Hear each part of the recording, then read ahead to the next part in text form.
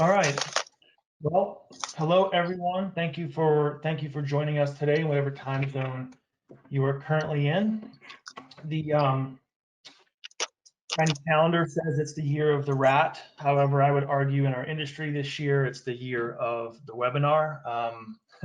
I know that you've all been attending more of these than you probably ever have in your career. And so we all thank you from my company, AST, RPI, and the RPI group. So we thank you for taking time out of your busy schedules to join us this morning.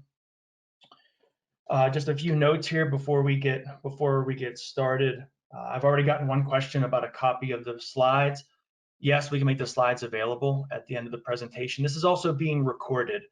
And so if you have to bail early, or if you'd like to send a copy to a colleague, those will be available. They usually post within a week on the RPI website. And down at the bottom of the slide that you're seeing currently, bob@trapandtreat.com if you're interested to get a copy of the slides. We will have questions at the end. So I'm going to MC the presentation today. So Scott Nolan is the presenter. I will be monitoring the questions that come in. So you can use the question box there on your slide bar and send those to me. I'll be monitoring those as we go through the presentation, and we'll cover those at the end. If for some reason we don't get to them all, we can go ahead and follow up with you afterwards. And one last note. So this is, we ran, I'm not sure if some of you attended our spring series. This is our fall winter series.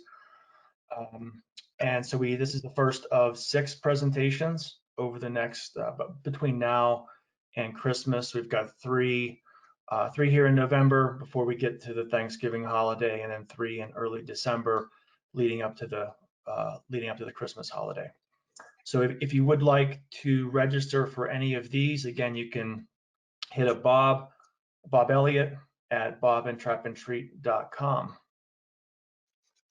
So Scott, so our presentation today is by Scott Nolan. So he's a president RPI. He's the gentleman that developed the trap and treat technologies that will be covered today. And he's going to talk about using activated carbon as a remedial platform for the last almost 2 decades. So Scott, I'll turn it over to you. Thank you very much, Mike. Good morning to everyone. Thanks for joining us. If I can figure out how to operate my system, I'll be doing good. Anyway, RPI has been putting carbon into the ground for about 19 years. And the picture that you're looking at is from the very early days of our efforts in commercializing the use of activated carbon in remediation. And as it turns out, activated carbon, powdered activated carbon in particular, is when you put it in a tank with water, it doesn't sink, even though the density of carbon is well above water, it floats. And so what you're seeing here is a picture of, it was a mixed tank long time ago, and the fellows out here put 50, 100 pounds of powdered carbon into a tank, and then they put a mixer down in the tank and turned it on. So the first thing that happened is there was, vortex down, and the carbon kind of got sucked down into the vortex, and then literally 50 pounds of carbon just came bouncing out of the tank. And, well, you could see what the result was. Since that time, we've come an awfully long ways. And one of the takeaways from this early time was we learned about eductors, and eductors are now commonly used to actually get material into the tanks and wet the carbon, because it turns out carbon is a little bit more difficult to wet. So if you were to ask me, what's the single most important thing that has led RPI Group to the success that we've enjoyed over the years? I would have to say it's the lab at RPI, and here's why. Injections are surgical in nature.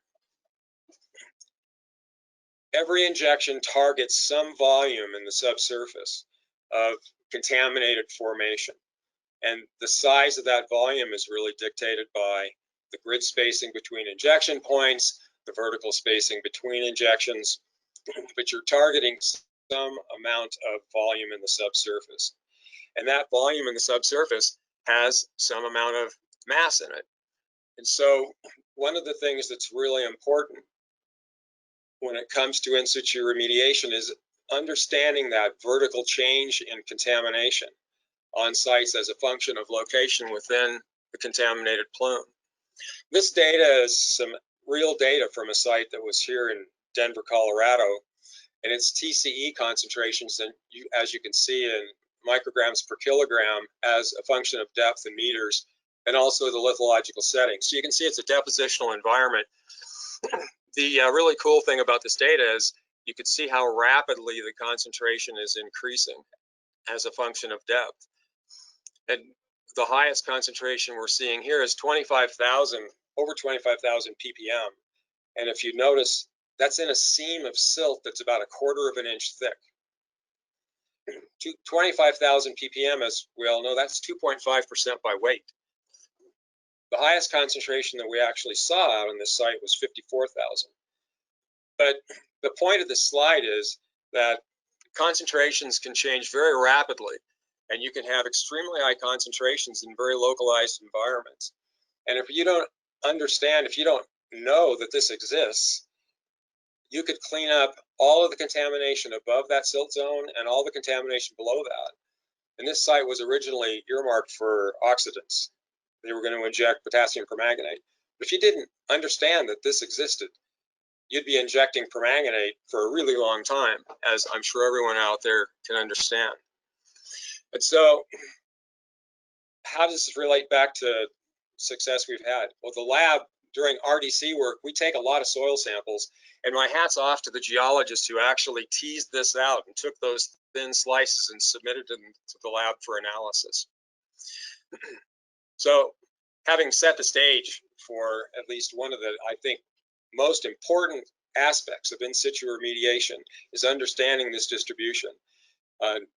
Petroleum hydrocarbons are a little bit more forgiving, but this kind of behavior in chlorinated solvents is not uncommon. Anyway, now let's move on and talk about carbon.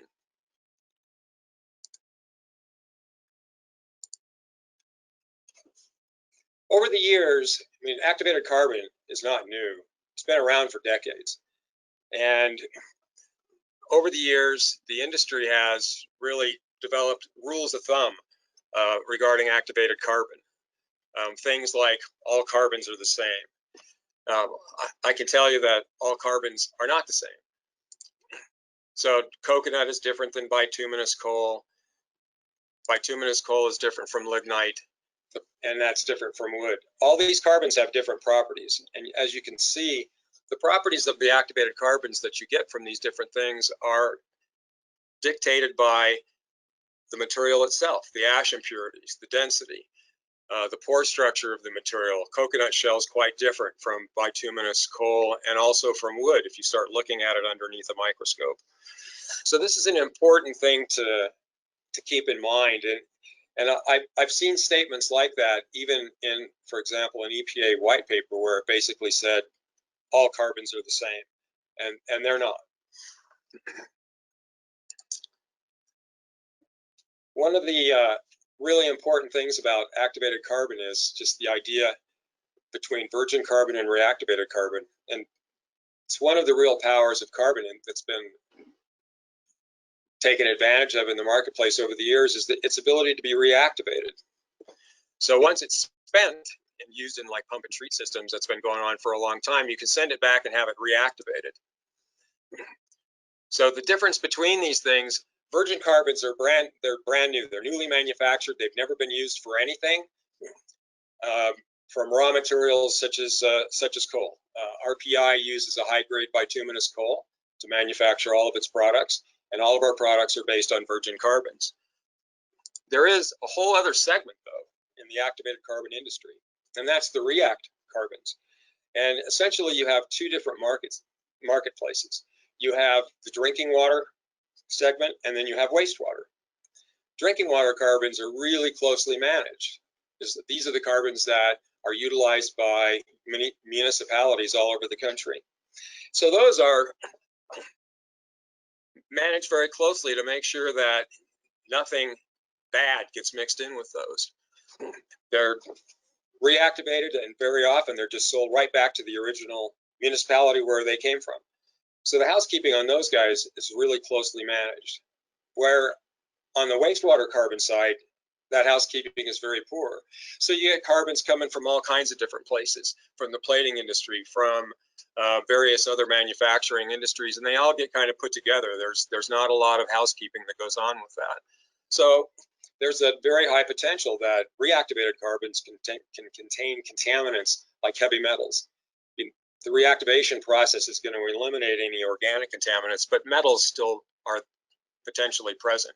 So the takeaway from this would be that don't ever use reactivated carbons for in situ remediation because of this potential.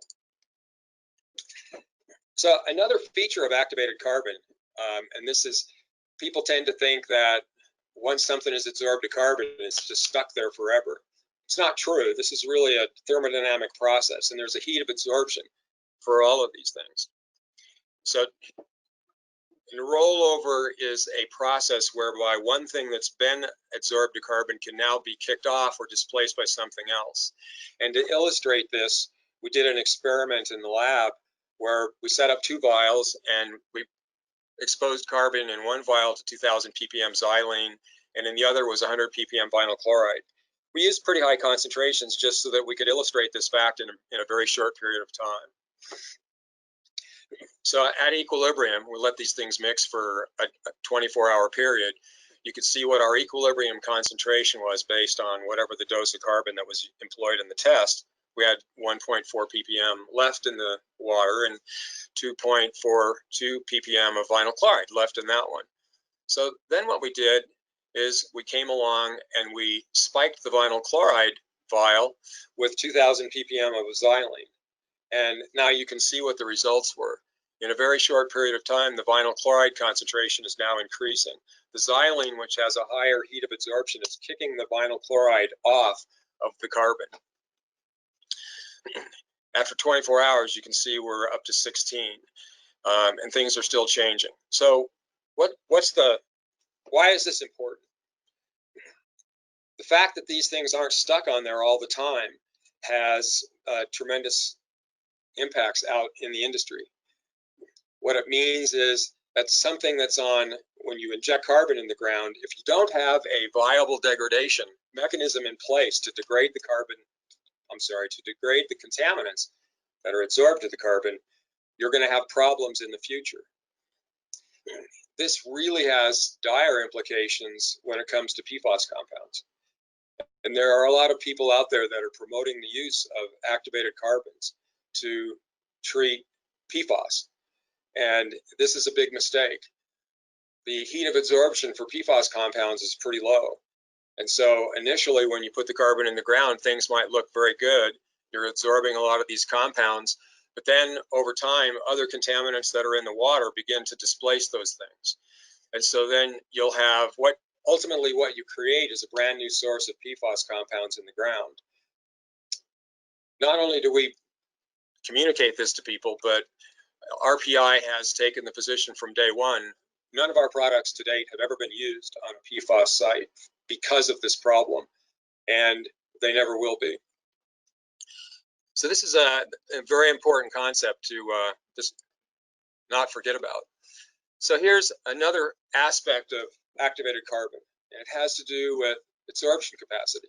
And this also comes back to another one of those rules of thumb, where activated carbon can in general pick up about 15 to 20% by weight of other materials, be it petroleum hydrocarbons, chlorinated solvents, whatnot. So here I'm showing you what the difference in the absorption capacities are between a couple of very common compounds. So you can see here some data for benzene at equilibrium. If I have a concentration of 10 ppm, I end up with about 40 milligrams of benzene per gram carbon. But you can see it's a function and a strong function of concentration.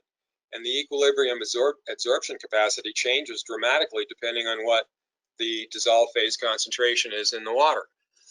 Then when you compare benzene, the absorption capacity, to ethylbenzene, you can see we're basically an order of magnitude different here at 10, and the differences are quite stark.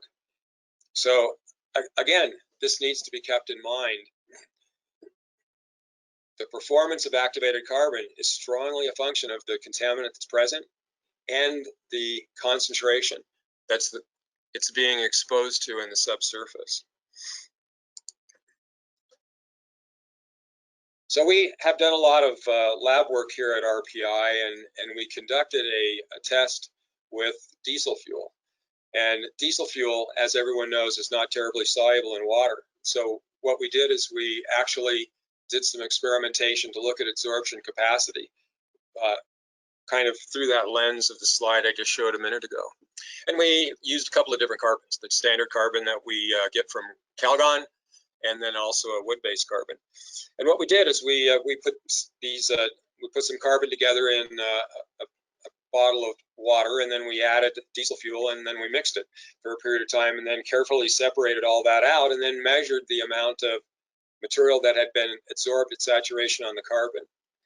So you can see carbons are quite different, and the wood-based carbon, although originally I thought that it would pick up a lot more material, it didn't.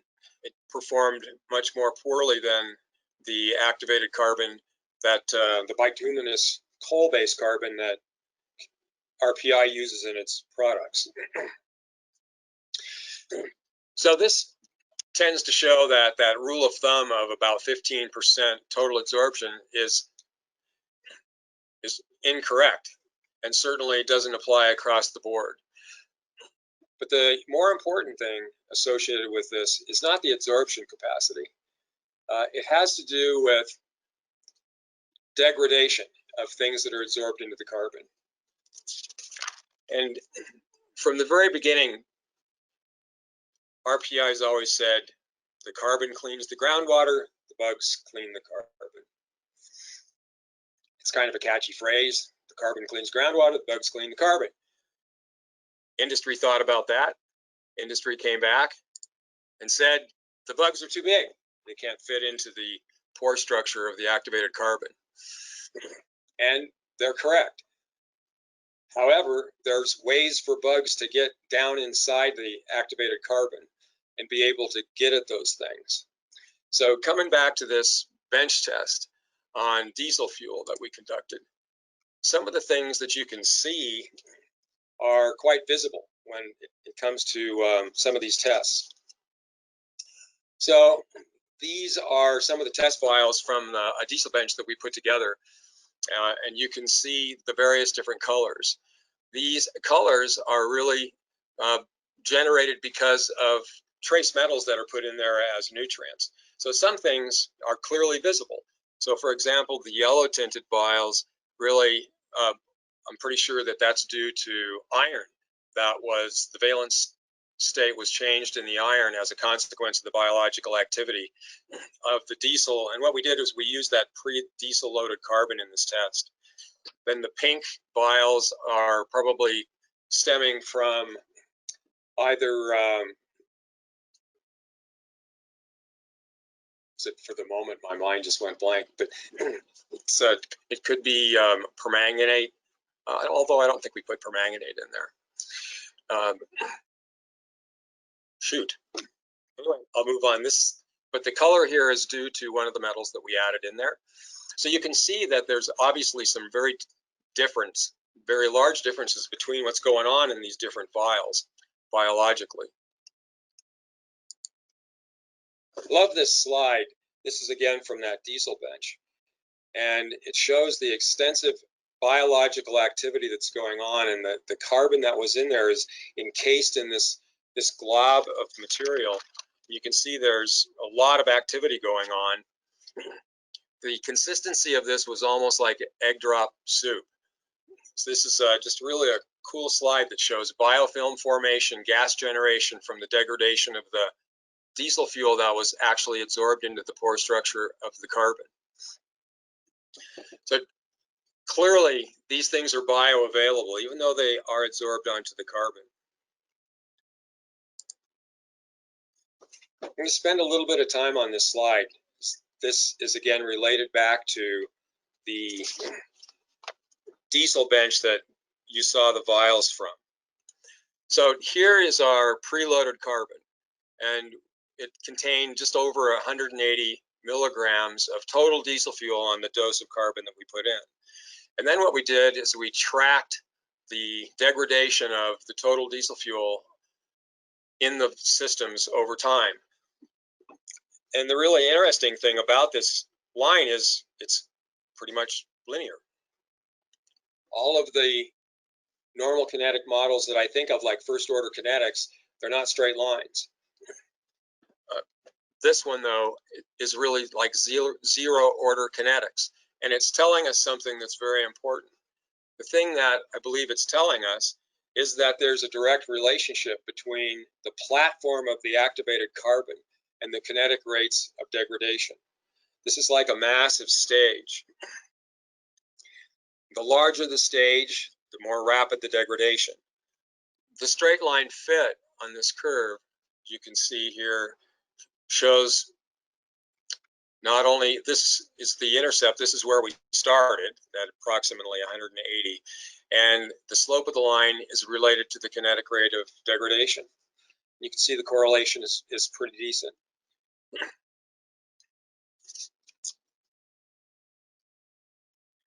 So this is a really important kind of a relationship, because what it suggests is that activated carbon can really help with natural source zone depletion. And this graph, a lot of people may recognize. This is out of a LNAPL guidance document from ITRC. And on the one side here, you can see this is the depth to the anaerobic interface between where we're aerobic and where we're anaerobic. And then you have a number of lines across here with the hydrocarbon degradation rate on the x-axis. So these different lines correspond to different lithologies. This blue line here is clay, and this line down way over here to the right is gravel. So you can see obviously that these rates of degradation are going to be quite different depending on what kind of lithological settings.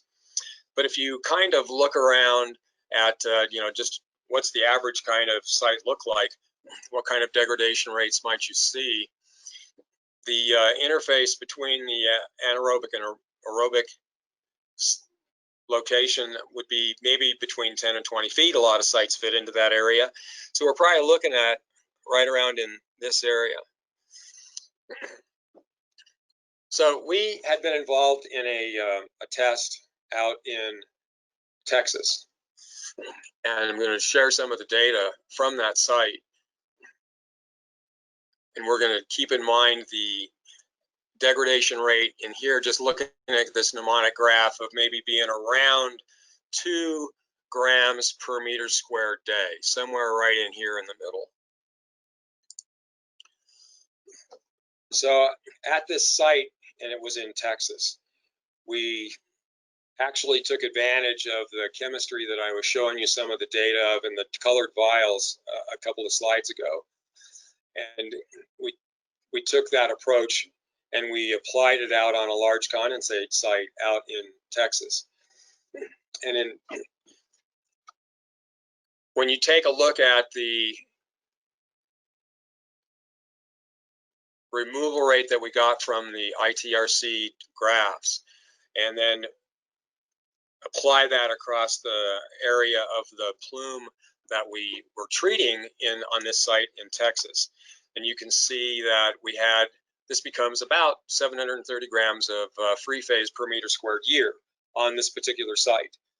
The mass removal rate that was estimated from the condensate site was over 5,000.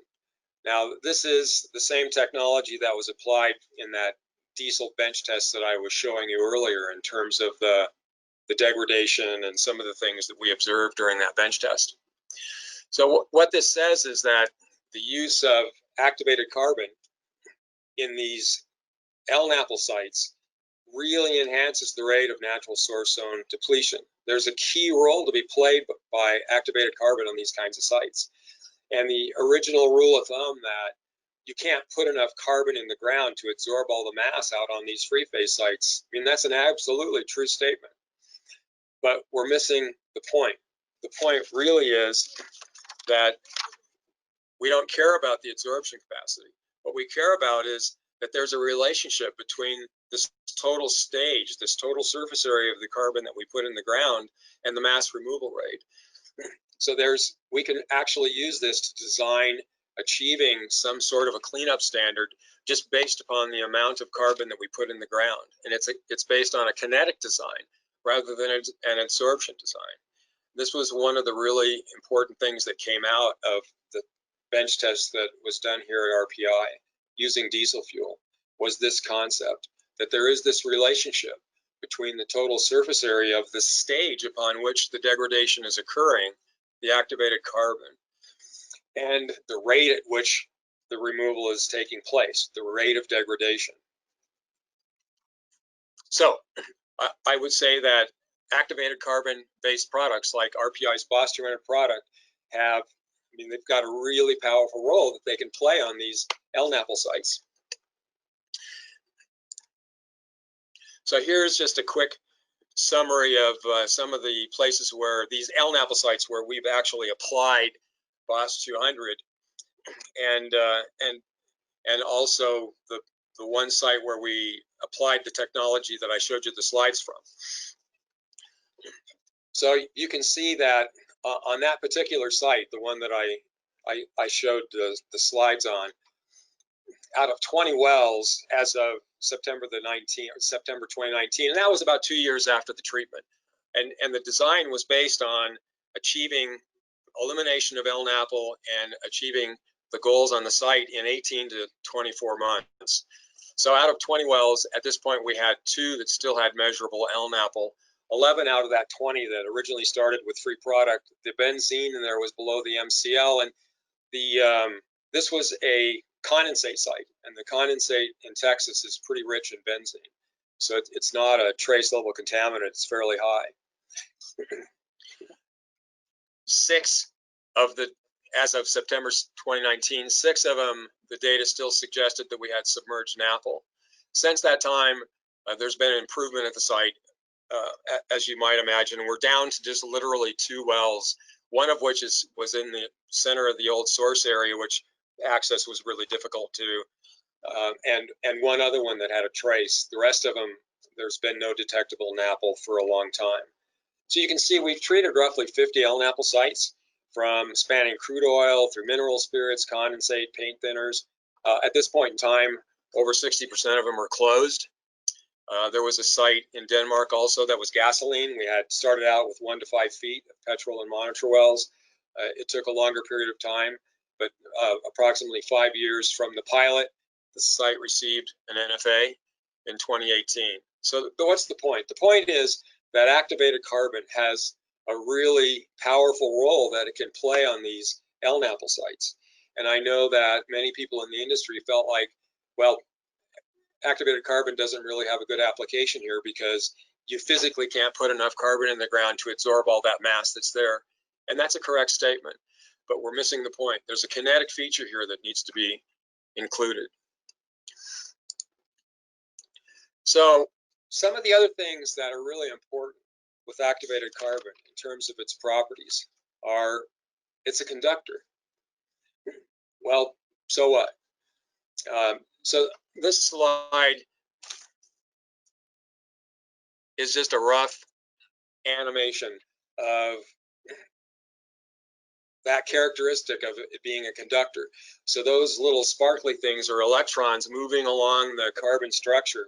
And this particular slide is trying to crudely depict reductive dechlorination. So electrons are coming in, being conducted by the carbon to, and this particular material is reminiscent of our Boss-100 product, which is activated carbon where the inner pore structure has been impregnated with metallic iron.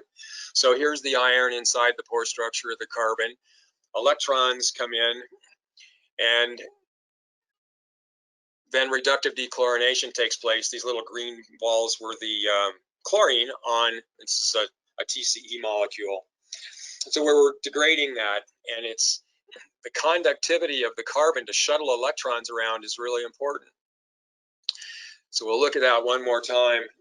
This concept has been used not just by RPI for degradation of chlorinated solvents with our BOSS 100 product, but there have been other applications of this. For example, Professor Finneran at Clemson University took advantage of this very same feature, the fact that electrons can be shuttled by the activated carbon to degrade things that are actually absorbed at the carbon.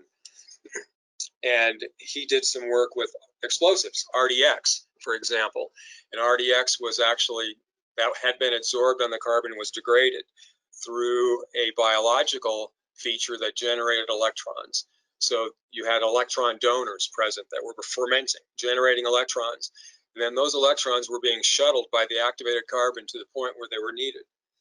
That same concept has been exploited by RPI with its CAT 100 product, where we've now married the original abiotic mechanism of degradation of chlorinated solvents by the metallic iron that we've impregnated inside activated carbon in our BOSS 100 product. We've now married that with the biological. And you can see that as we generate electrons, they can be shuttled to the point where the iron is located inside the material. And the consequence of that is that we protect the iron. If you had asked me a question 5-10 years ago, so how long does the iron last in BOSS 100? My answer would have been, it lasts as long as the iron, because the iron is oxidized through this process. Now though, when you marry it in just the right way with biological, you can use outside electron donors. And we've used starch for this purpose on many sites. And the fermentation of the starch generates electrons, which then can be shuttled by the carbon to the iron deposits inside the pore structure and protect the iron. So, I mean, the CAT 100 is the technology out there, and it's because the iron is taking on a true catalytic role. It's life.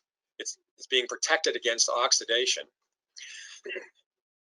So these are really cool features. Activated carbon is just an amazing material.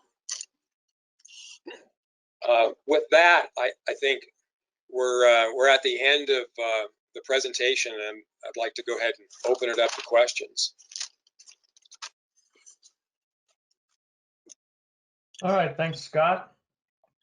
We did have some questions come in while you were speaking. Go ahead and fire some of those off to you, and we'll continue. I think we have an hour time slot allotted here, so we'll be here for a little while. So feel free to submit your question now that Scott has wrapped up. So I guess start things off, Scott. You had mentioned the lab kind of early on in the presentation, and so can you just briefly provide some information about the capabilities of the lab and what someone needs to do if they want to submit samples? Oh yeah, absolutely. We have a really pretty large laboratory here at corporate RPI in Golden, Colorado. Last count, I don't know. We probably have 7, 8 GC mass spectrometers, ion chromatographs, headspace, ECD instruments. We've got a lot of analytical instrumentation here. Basically, RPI has been, as everyone probably knows, pretty much focused on organic contaminants throughout its history to date. And so the laboratory is really focused on those kinds of analyses. So the standard fare of 8260, for the most part, we use a lot of GC mass spec instrumentation for our analytical work. So 8260 for VOCs, 8270 for semi-volatiles, PCBs, pesticides, hydrocarbons. We can analyze for all of those things. And the whole idea of the laboratory was to support these RDC efforts that I alluded to very early on in the presentation. So the first step on a lot of these sites is to go out and really get a much better handle on what the distribution of contaminant mass is, both aerially and vertically. And I put this in the very beginning of the presentation because I think it's just so critically important. I realize that the standard nature and extent type characterizations that are done and have been done for decades throughout the industry are really important for the role that they play. And that is to just try to get your arms around the nature and the extent of contamination on a site. But when it comes to in situ remediation, like I pointed out very early on, it's very surgical. And so you really need to have detailed analytical information to be able to track the distribution of contamination vertically and aerially. So RPI has, we think this is so important, this kind of data, that from the very beginning, we've always offered access to our laboratory at no cost. So we typically like to go out on a site and take additional soil samples and groundwater samples, and this is called RDC, or remedial design characterization. So in a couple of days of work out on a site with a direct push rig, we can generate literally hundreds of soil samples, which then are submitted to RPI. We do the analytical work here and share all of the data among the stakeholders on any site, and there's no cost associated with that. Great. Thank you. And I guess if you're interested in submitting samples, you can reach out to me. You can reach out to Bob. You have his email address. You've got Scott's right there. There's a chain of custody link that's on the Trap and Treat website that's got some information if you are considering sending some samples into RPI. So thanks, Scott. Also, something else I'd like to say real quick before we go on to the next. It was something I kind of overlooked during the presentation, and that is, I talked about bioavailability, and I didn't get into a lot of detail there. But some of these, some of the work that I alluded to, like Professor Finneran's at Clemson University, and also another gentleman, Derek Lovely, Professor Lovely, has some pivotal work out there that really does speak to the bioavailability of things that are adsorbed to carbon and how some of those things happen. And I've got copies of a lot of these papers. So anyone who might be interested in seeing some of that independent research to see how this concept that I sort of described with crude animation of electrons being shuttled by the activated carbon, just email me or give me a call, let me know, and I can share some of that research with you and just share the papers with you. It's not a problem. Some really interesting stuff. Cool. Thanks, Scott. The next questions, I'll just kind of lump them together. They're both sort of contaminant specific, sort of. One is, relates to DNAPL. You had spent some time talking about the site in Texas and LNAPL. And so one is for treatment options for DNAPL, and then second one would be treatment of 1,4-dioxane. Okay. Quite different topics. Right. So, I'm sorry. I just lumped them together for you. That's all right. That's fine. So I don't know which of the two is easier. I'll start with the DNAPL. As I said earlier in the presentation, people over the years have asked me how long BOSS 100 lasts. BOSS 100 is our product that we have. It's granular activated carbon with elemental iron impregnated into the microporous structure of the carbon. The answer to that question is it lasts as long as the iron lasts, because we all know that through the process of reductive dechlorination, the metallic iron itself is oxidized, and those electrons are then, and it's oxidized through the reductive dechlorination process, the degradation of these materials. And so, and at this point, it's been a number of years ago. For a long time, I pretty much knew that there would be some synergy between biological ERD, enhanced reductive dechlorination, and the BOSS 100 product. So we started doing work along those lines, and the result of that was our CAT 100 product. And it's now been in the marketplace for a number of years. It's been applied to sites where, we have literally DNAPL sites. So this was really a product that was originally designed for DNAPL.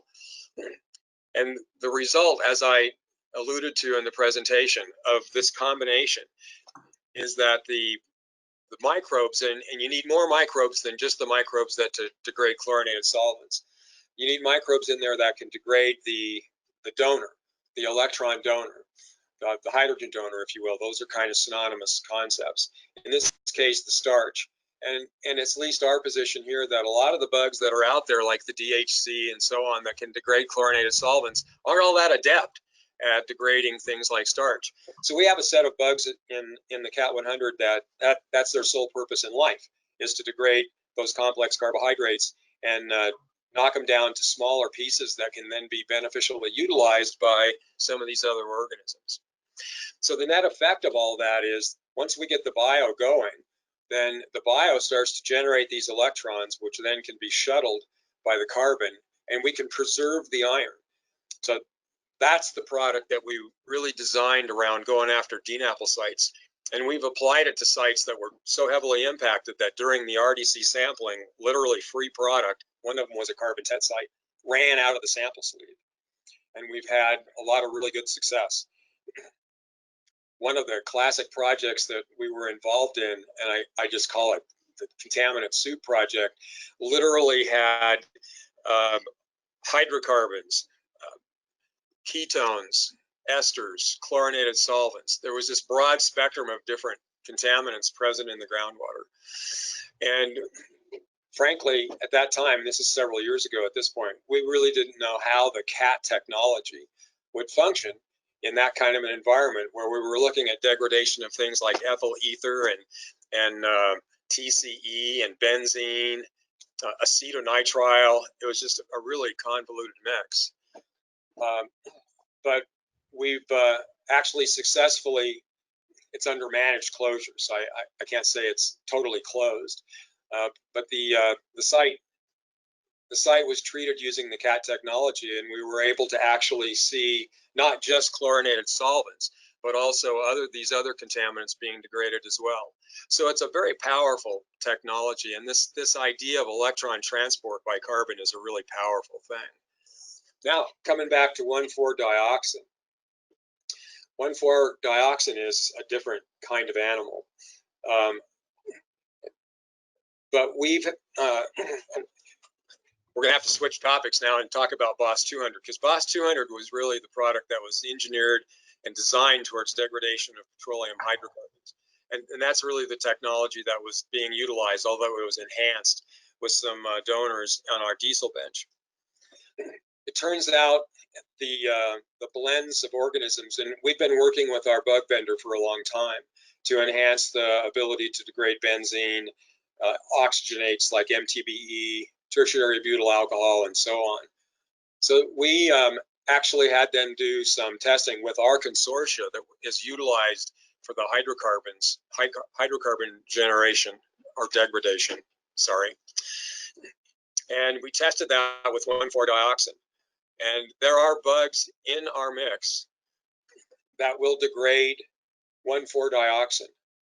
So we're in the process now of, and I don't know whether we'll manage to get it all put together this year. We've done some preliminary testing, but we're going to put a bench test together with the enhanced BOSS 200 technology to see how successful we can be on the 1,4-dioxin. The one thing about 1,4-dioxin that doesn't work in our favor is it's got a very low heat of absorption. So and everyone knows this in the industry, it doesn't absorb very well to carbon. So we can't get the same kind of right out of the gate effect due to absorption to drop concentrations, not the same magnitude that we can get with things like TCE, for example. But we have, based on preliminary testing, we're pretty confident that we can not only absorb the 1,4-dioxin, but we can degrade it as well. One of the difficulties associated with running this bench test is the degradation byproducts of 1,4-dioxin are not just commercially available off the shelf from chemical suppliers. One of them is available out of China, but as you can imagine, it's certainly, given the current situation with China, it's difficult to get anything out of China and get it successfully imported here. So what we've had to do is actually synthesize a couple of these byproducts. and we're in the process of doing that now so that we can calibrate for the degradation byproducts to not only demonstrate absorption, but prove degradation. So we don't have something out there that we're ready to market, but I think we're going to have something early next year to address that contaminant. Great. We have a couple more questions. I'll just make one comment to the group here. I've gotten multiple questions on application techniques. And so we are, starting actually next week, we're going to be talking about chlorinated solvent remediation, but that will be part of that presentation, will be the actual application. Same thing the following week, which is going to be petroleum hydrocarbon. That's going to focus on BOSS 200. Scott mentioned I'll actually be giving that one. And then we've got fractured bedrock, and then we've got kind of challenging geology to wrap up the series. So we're gonna shelve those questions for now. And if you have any immediate questions, please feel free to reach out to us, but those will be the focus point. We'll be focusing on the application techniques in subsequent webinars. So Scott, we've got two more here. So I'm gonna, first one here says, does the zero order imply a rate irrespective of the groundwater concentration because the activity takes place in the carbon matrix that has a relatively similar concentration since it's saturated until we reduce the source? I'm so glad that someone asked that question, because that was one of the pieces that I kind of skipped over.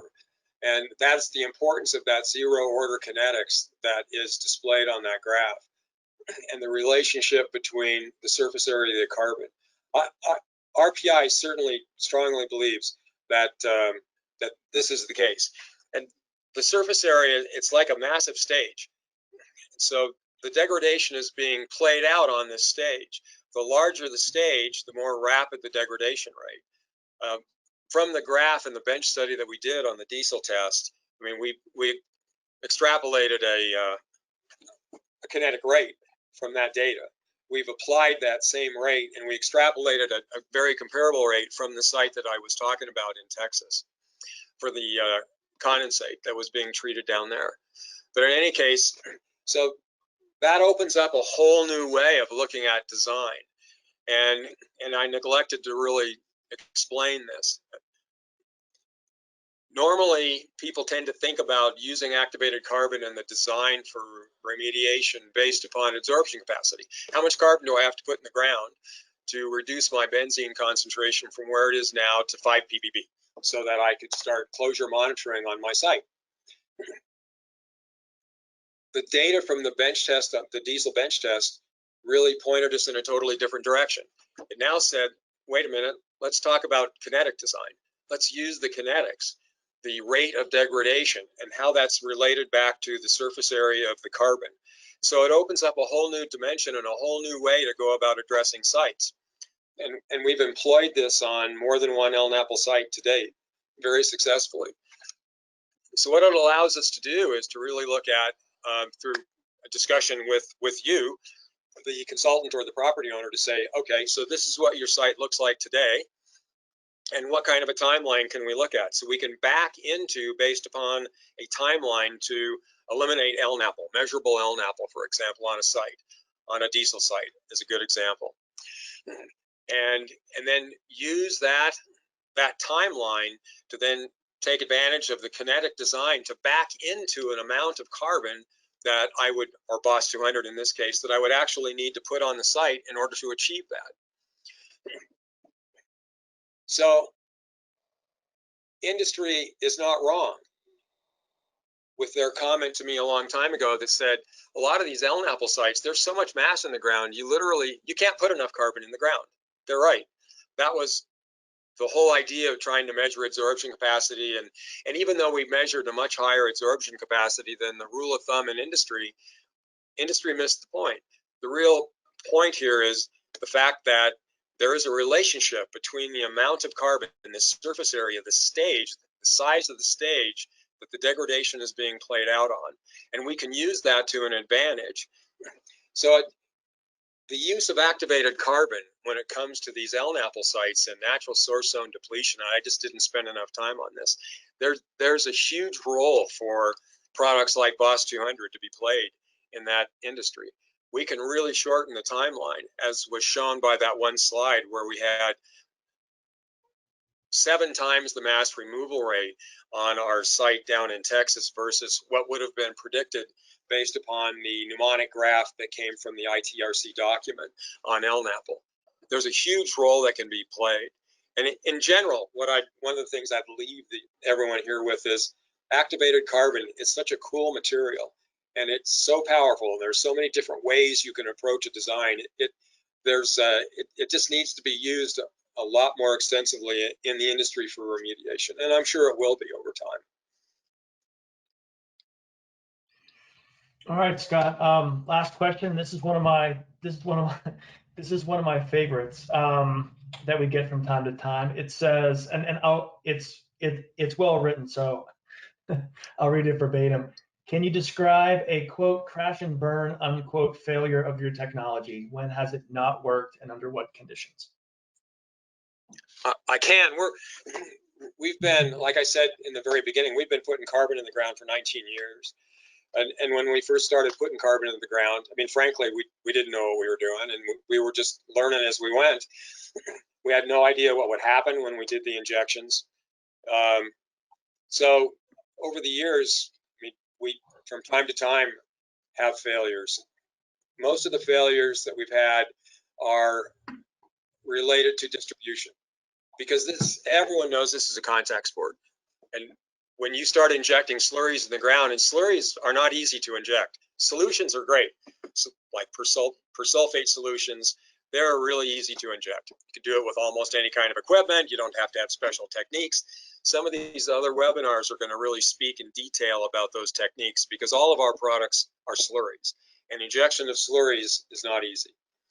And so distribution is really important. And you would think that some of the toughest lithologies would be things like fat clays, heavy clays, interbedded silts and sands and clays and so on. I can tell you that over the years, in the beginning, we got fed nothing but those kind of sites because they were kind of tough.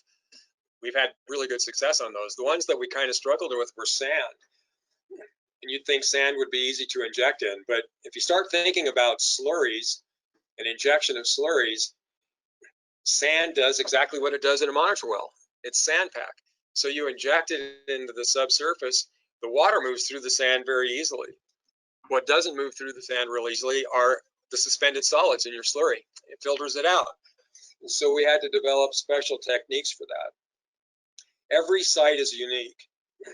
And the first day or so on any site is really kind of dedicated to figuring out how the subsurface is going to respond to these injections.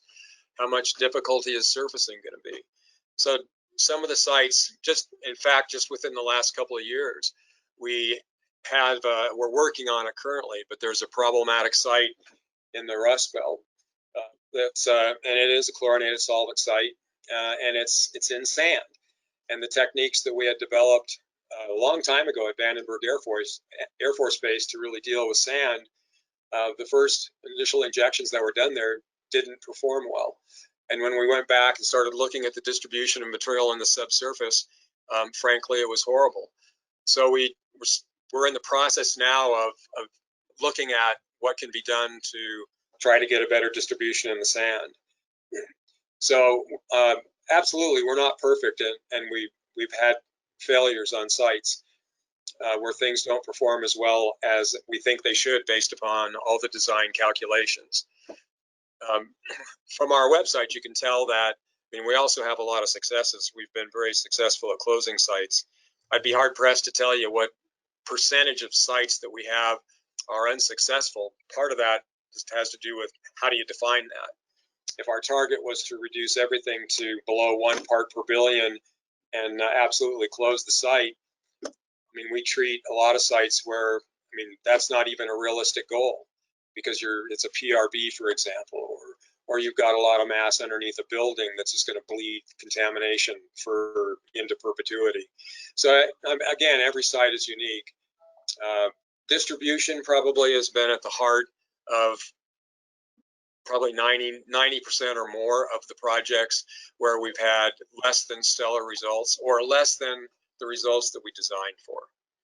That's probably the biggest thing. And I guess one of the things that I would leave you with on that idea would be the contractors that are used to install these products are probably the most important decision you're going to make when it comes to in situ remediation, particularly if you're injecting slurries. So because of that, RPI a long time ago drew a line in the sand, and we won't let just anybody inject our products, as people in the industry know.